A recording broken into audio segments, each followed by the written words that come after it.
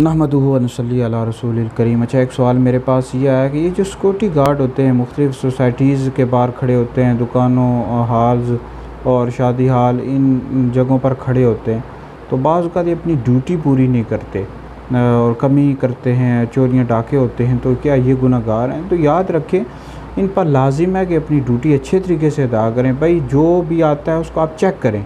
कई दफ़ा ऐसा होता है कि वो चेक नहीं करते, अपनी ड्यूटी में कोताही करते हैं। हमने भी कई सोसाइटीज़ में मैं जाता हूँ, देखता भी रहता हूँ, देखा भी है, वो चेक ही नहीं करते और बाज़ का चोरियाँ डाके हो जाते हैं और कई औरतों की वो इज़्ज़तें लूट कर चले जाते हैं। तो भाई ये सख्त गुनहगार हैं। ये जो सिक्योरिटी वाले होते हैं, आप पर लाजिम है कि आप अपनी जो ड्यूटी अच्छे तरीके से अदा करें, लोगों को चेक करें जो भी आए। तो वगरना आप आखिरत का अज़ाब बड़ा सख्त है और आप जो कमाई कर रहे हैं ये भी हलाल नहीं है फिर। तो लिहाजा यह है कि अपनी ड्यूटी अच्छे तरीके से अदा करें।